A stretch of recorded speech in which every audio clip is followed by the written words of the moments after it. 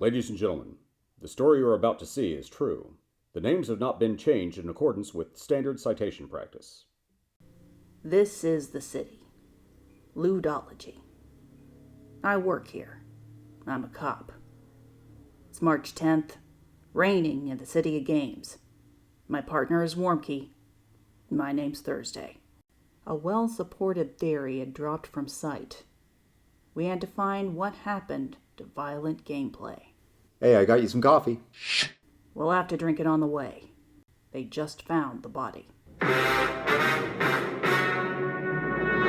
idea that playing violent games causes violent actions in the real world. No other subject in all of Ludology has gotten more papers or more funding. I just can't figure it. What can't you figure? NIH grants, meta-analyses, and support.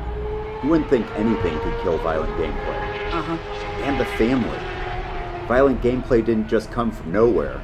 You know the family. Everybody knows the media effects theories. They built this city. They built more than that. This goes beyond games.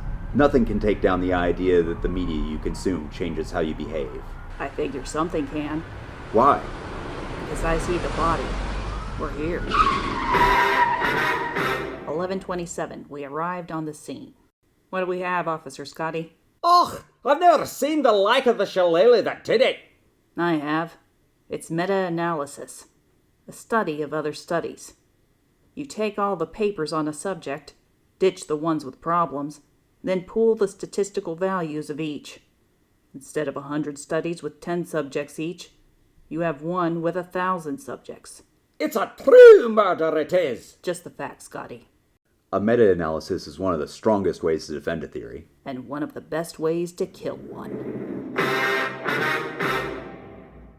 Hey kids, do you want to be significant? Yeah! Do you want incontrovertible proof of what is real? Yeah!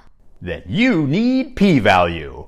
With p-value, the lower the number, the higher the chance an effect was not created by sampling variance. What? It means that, with a standard 0.05 threshold, you are only wrong 1 in 20 times. Isn't 1 in 20 kind of a lot? Due to sampling error. Aren't there other ways a study could go wrong? Well, I can't think of any. With p-value 19 times out of 20 times, you are absolutely right. Use this simple formula that professional researchers never, ever, sometimes, get wrong, and you can be an infallible scientist too. Yay! P-value. It's the worst statistic, except for all the other ones. The lab report came in while you were in the archive. Meta-analysis, like we thought? Not just meta-analysis. It's built from longitudinal studies. Some of these keep up with subjects for years to see if playing violent games correlates with doing violent acts. I thought most of the studies supported the violent gameplay theory. So do a lot of these. The p-value is less than 0.001. That means there's only a, 1 in 1,000 chance that the effect isn't real? I can't imagine that the theory died with that kind of evidence in support. I can. How you figure, Because the body is in our morgue. Let's see those suspects you found in the archive. That concludes this week's detective story. Feel free to wander off now, or you can stay for super nerdy science jargon speedrun. 60 seconds on the clock, and... Ludology, the study of games. Some people limit this term to the study of rules in games or properties unique to games, but I use it pretty generically. Ludology is a slightly old school word. In the last few years, many people have switched to using game studies instead. P-value, a statistical measure used to decide if a result is likely caused by the variable you are studying or random chance. When someone says there is a statistically significant chance, this is what they usually mean. Meta-analysis, a method for combining a bunch of studies into one very strong study. This is one of the main ways that social scientists create consensus, but it can be flawed, just like any other study.